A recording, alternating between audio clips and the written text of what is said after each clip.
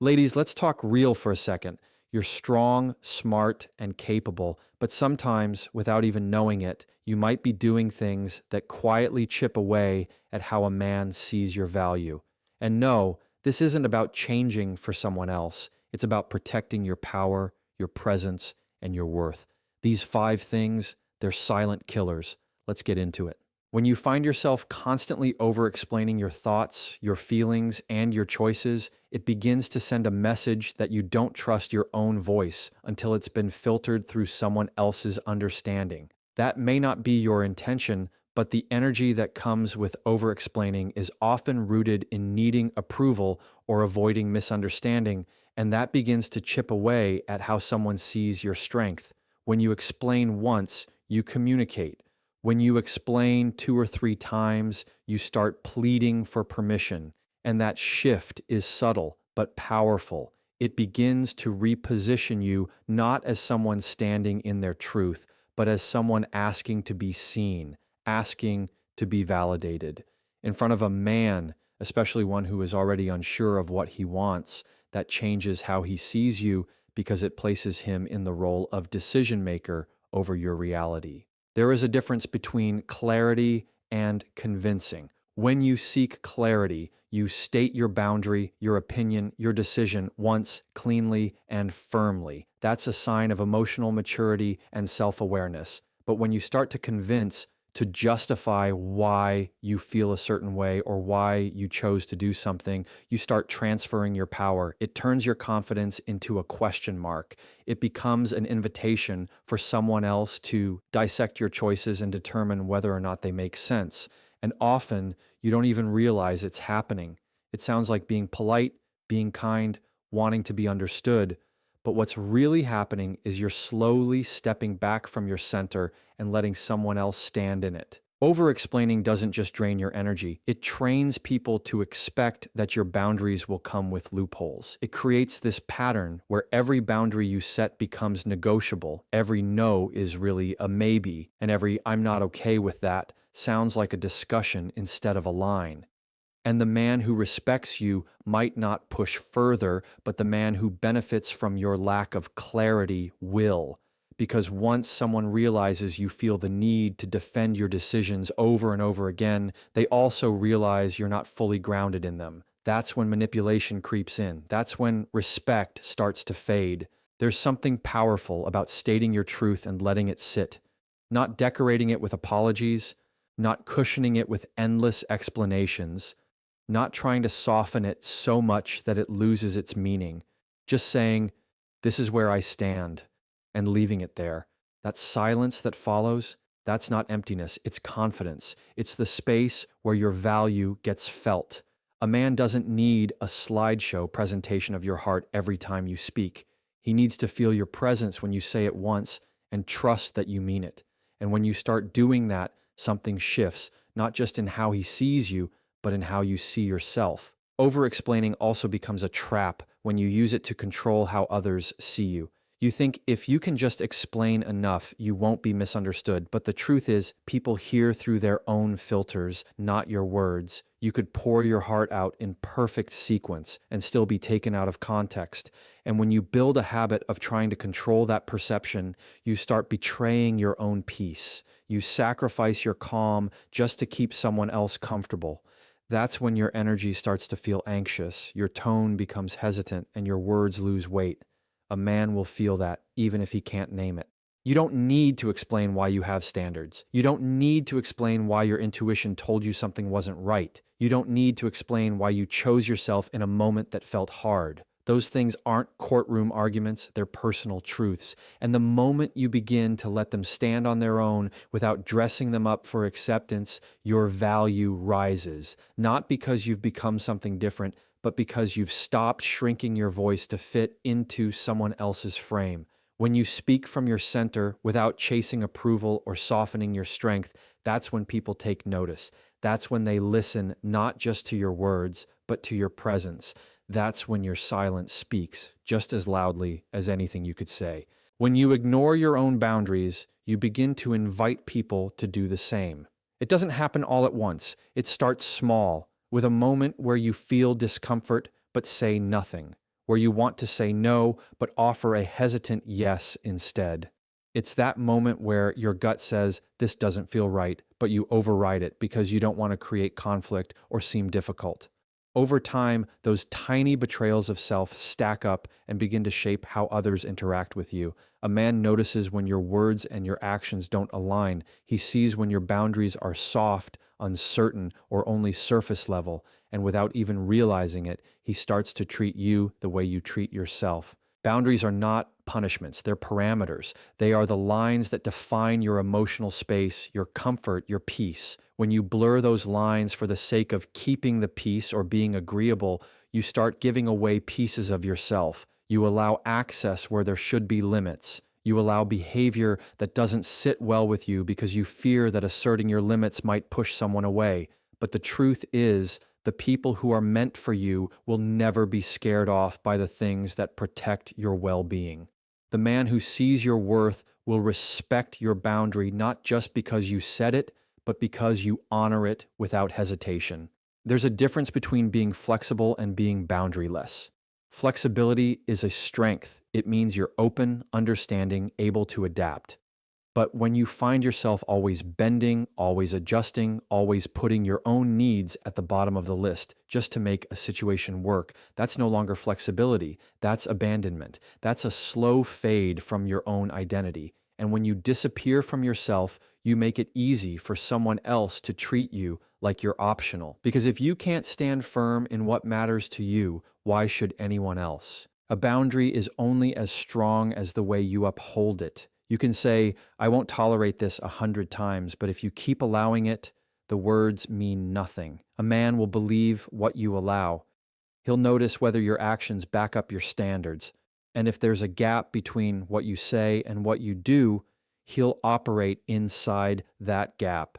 That's where respect begins to dissolve, not because he's trying to hurt you, but because you've shown him there's no consequence to crossing your line. You've shown him that your line is written in pencil, not in ink, and that's when your value gets questioned. Sometimes the hardest part of honoring your boundary is dealing with the silence that comes after it, the space where someone pulls away or gets distant or even leaves.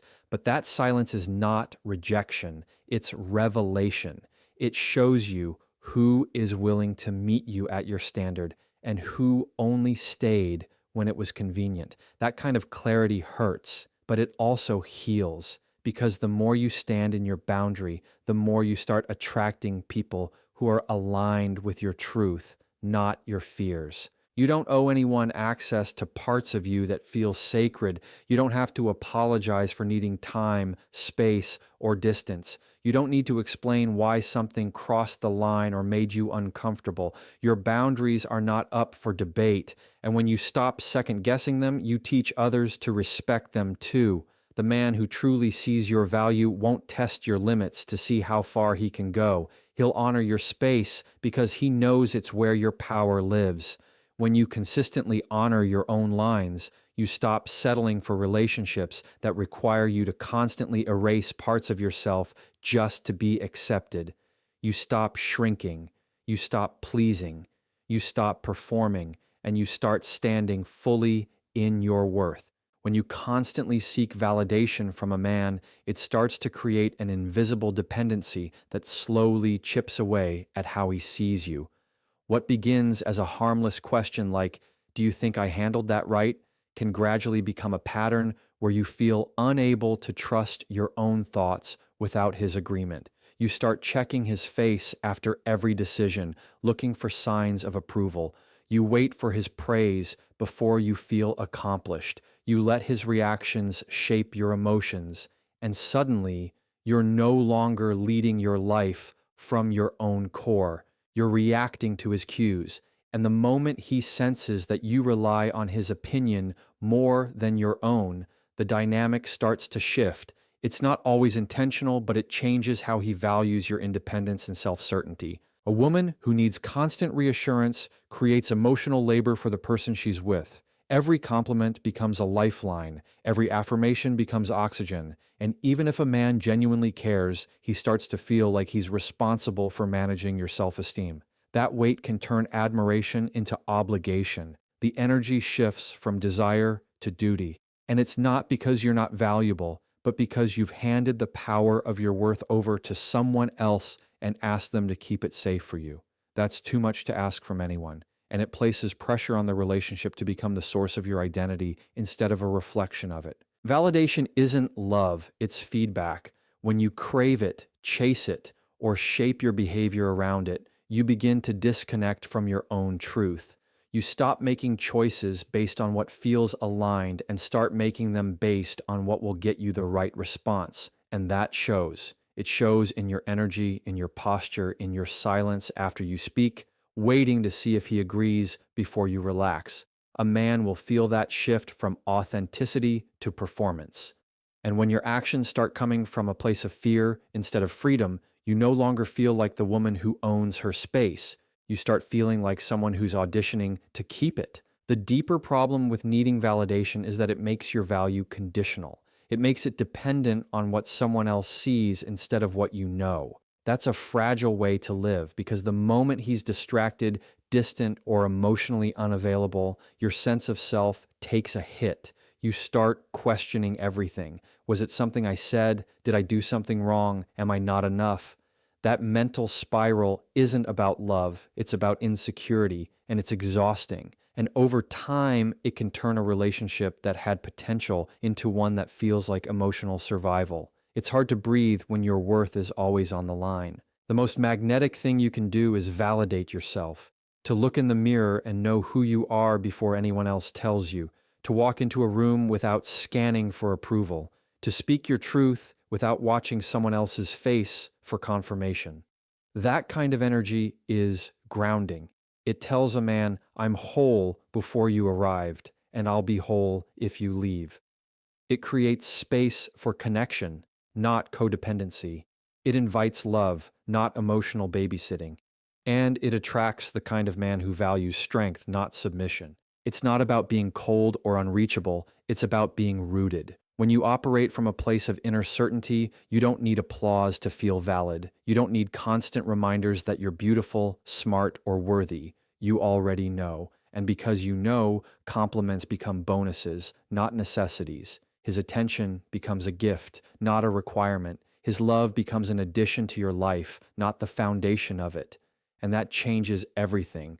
Not just how he sees you, but how you see yourself. When you dim your light to keep the peace, to avoid making others uncomfortable, or to protect a man's ego, you are slowly stepping away from your own power. It often doesn't feel like a big sacrifice at first. Maybe you stay quiet during a conversation where you know your insight would shift the energy. Maybe you laugh off a disrespectful comment because you don't want to seem confrontational. Maybe you pretend you're okay with something that clearly bothers you just to avoid an argument.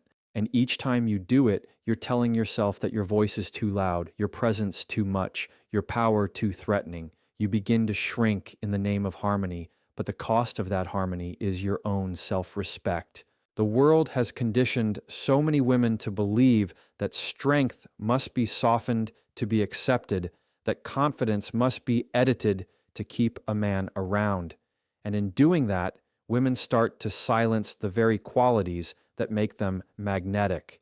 You're told that if you speak too boldly, you'll come off as difficult. If you set standards too clearly, you'll be seen as demanding. If you succeed too loudly, you might make someone feel small. So instead of owning your full energy, you start to dim it.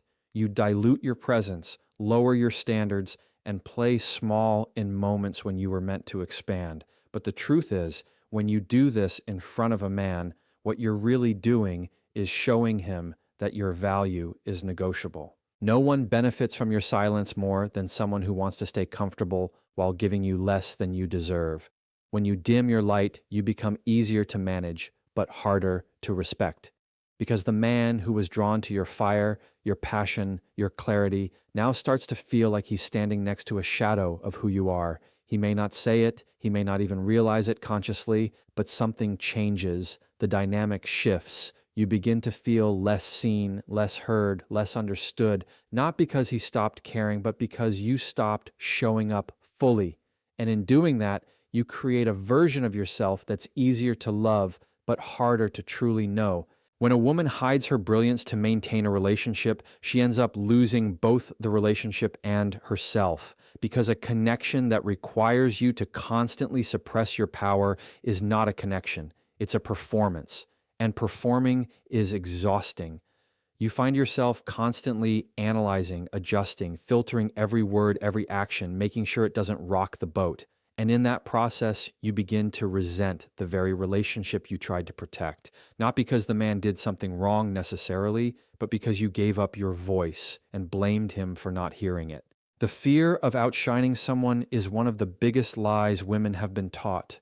You weren't made to dim your light, you were made to shine in it unapologetically. The right man doesn't shrink in your glow. He stands next to it proudly. He doesn't feel threatened by your strength. He's drawn to it, but he can't celebrate what you hide. And if you choose to shrink to keep him comfortable, you may keep his presence, but you'll lose his admiration. Because admiration is built on authenticity, and when your light gets filtered, so does your connection. It's not just about being confident, it's about being willing to let someone walk away if your fullness makes them uncomfortable. That's not cruelty, that's clarity. When you stop diluting yourself for approval, you make room for the kind of love that respects all of you, not just the convenient parts. And you begin to notice that the more you embrace your truth, the more you attract relationships that don't require you to erase it. That's the shift. That's the freedom. That's where real value lives, in your ability to take up space without apology. When you tolerate inconsistent behavior from a man, you begin to teach him that his unpredictability is acceptable. At first, it might feel like giving him grace. Maybe he pulls back and you assume he's just going through something. Maybe he forgets to call and you tell yourself he's just busy. Maybe he shows up one week with affection and the next with distance, and you convince yourself it's just how relationships are. But each time you accept that back and forth energy without naming it, without drawing a line, you lower the bar for how you expect to be treated. You start normalizing instability. You start adjusting your peace to fit someone else's chaos. And even though it feels like patience, what you're really doing is compromising your standards in the hope that inconsistency will eventually turn into commitment. Consistency is not a luxury, it's the foundation of safety in a connection. A man who shows up only when it suits him creates emotional confusion, and if you continue to entertain it, you slowly lose touch with your own clarity. You begin to question your expectations. You start second-guessing your reactions. You wonder if maybe you're asking for too much, being too needy, or not giving enough space. But the truth is, when someone truly values you, they don't keep you guessing. They don't make you decode their silence or read between the lines of their mixed signals. And when you continue to stay in that dynamic, hoping for change, you reinforce the message that your time, your energy, and your heart can be toyed with and still remain available. What often keeps you in those cycles is potential. You see the good moments, the charm, the occasional effort, and you hold on to them like proof that he's capable of more. But potential is not the same as reality. Someone can have all the right traits and still make the wrong choices. And when you attach your worth to what someone could become rather than who they consistently are, you set yourself up to be disappointed over and over again. Because potential without follow-through isn't love, it's a distraction. It keeps you emotionally invested in a version of him that only shows up in flashes, never fully, never reliably. And every time you excuse it, you delay your own peace. A man's inconsistency is not always loud. Sometimes it's in the subtleties, the delayed responses, the vague plans, the emotional unavailability that comes masked as independence. You find yourself carrying the weight of the connection, initiating everything, holding the space for something that should be mutual. And when you bring it up, he might charm you into staying, promise more, give just enough to keep hope alive. But nothing really changes. The cycle repeats. And each time it does, your self-worth takes a quiet hit. You start to question whether your standards are even realistic, whether it's normal to feel this unsettled. That's how inconsistency erodes confidence from the inside out. The danger in tolerating inconsistency is that it trains your nervous system to become familiar with emotional instability. You begin to confuse anxiety with excitement. You start to mistake relief for love. When he finally shows up, you feel a temporary high, like validation, but it doesn't last because deep down, you know that showing up sometimes isn't the same as showing up always, and that knowing lingers. It creates a tension between what you feel and what you tolerate, and that gap becomes the space where self-doubt thrives. You start overanalyzing